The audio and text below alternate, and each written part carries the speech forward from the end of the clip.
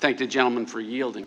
In a press conference last Thursday, Speaker of the House, Nancy Pelosi, said that President Trump committed the impeachable offense of bribery, evidenced in his July 25th call transcript with President Zelensky. In concert with that, multiple Democratic members of this committee gave TV and radio interviews over this past week discussing how the president's conduct supported his impeachment for committing bribery, all of which struck me as very odd, because for the longest time this was all about quid pro quo, according to the whistleblower complaint. But after witness began saying there was no quid pro quo, or even that quid pro quo was not even possible, we saw a shift from the Democrats. They briefly started to refer to the president's conduct on the July 25th call as extortion. And now it's shifted again last week to bribery.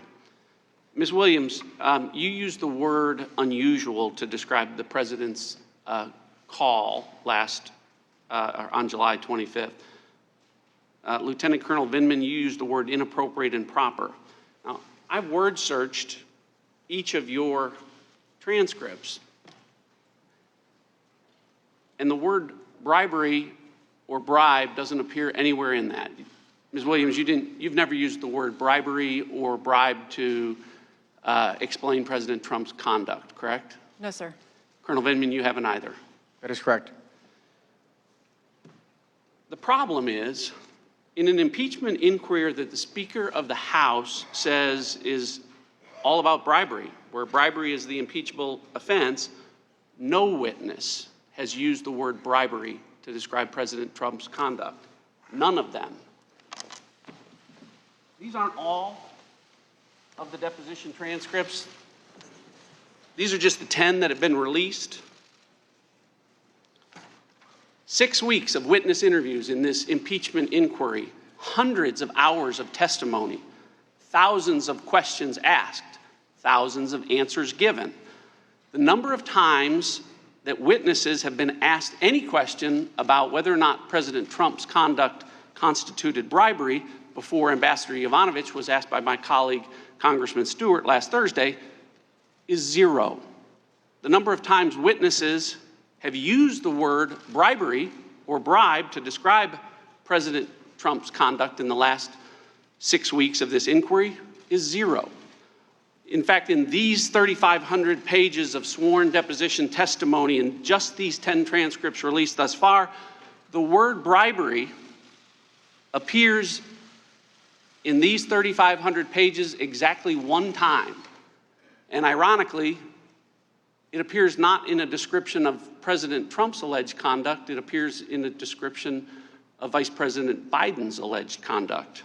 This is important because as early as next week, my Democratic colleagues are going to say, we need to vote on the evidence from this impeachment inquiry on the impeachment of the president for bribery.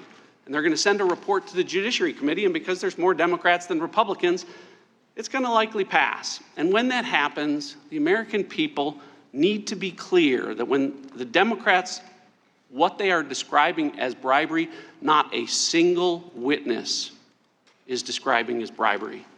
We've heard many times in the course of this proceeding that the facts of the president are not in dispute.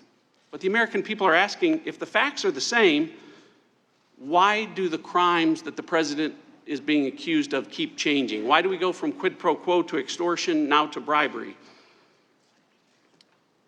Chairman Nunes told you the answer. The answer is polling. Washington Times asked Americans what would be the most damning accusation, and it didn't come back quid pro quo, it didn't come back extortion, it came back bribery. So this case is all about bribery. Look, it's bad enough that the Democrats have forbidden White House lawyers from participating in this proceeding. It's hard enough to defend yourself without your lawyers present.